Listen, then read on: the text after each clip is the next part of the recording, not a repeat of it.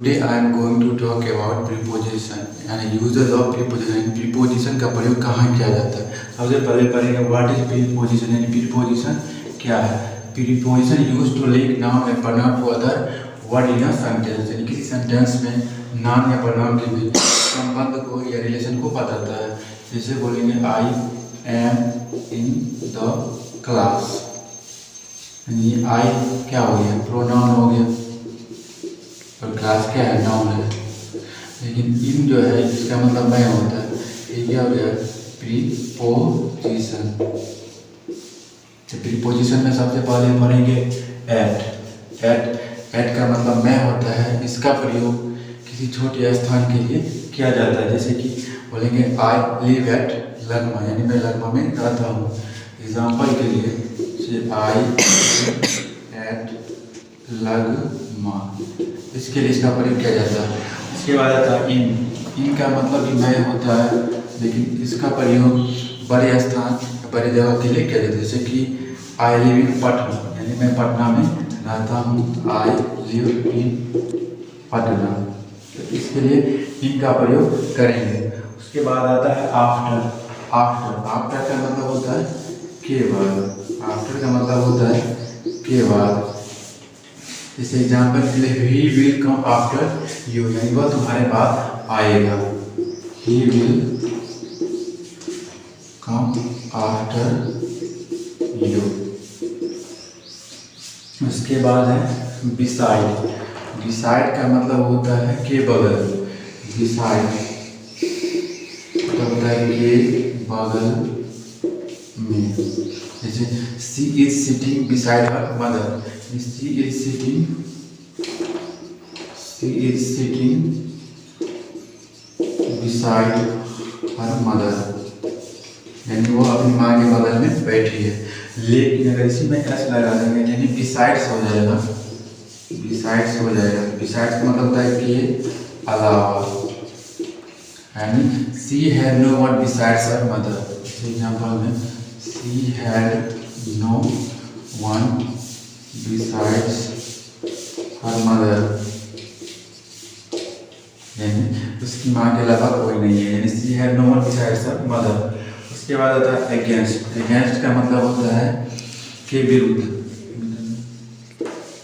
Against का मतलब होता है के विरुद्ध। यानी अगेंस्ट का मतलब होता है के विरुद्ध। अगेंस्ट का मतलब होता है के विरुद्ध। जैसे I am not against you यानी मैं तुम्हारे विरुद्ध नहीं हूँ। I am not against you यानी मैं तुम्हारे विरुद्ध नहीं हूँ। उसके बाद आता है एबव। एबव का मतलब होता है के ऊपर। के ऊपर, लेकिन सटा नहीं होना चाहिए। सटा नहीं होना चाहिए। जैसे कि the fan above my head यानी the fan above my head. The fan above my head यानी मेरे सर के ऊपर बंद है लेकिन सटा हुआ नहीं है। उसके बाद आता है अबाउट। अबाउट का मतलब होता है के बारे में। अबाउट का मतलब होता है के बारे में। जैसे do you know about me यानी क्या तुम मेरे बारे में जानते हो।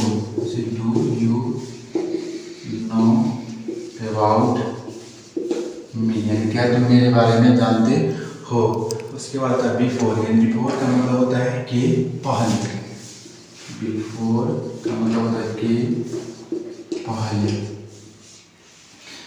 जैसे कि 90 इज कम्स बिफोर 20 यानी 90 जो है क्या आता है 20 से यानी 19 जो है 20 से पहले आता है। उसके बाद है बिटवीन।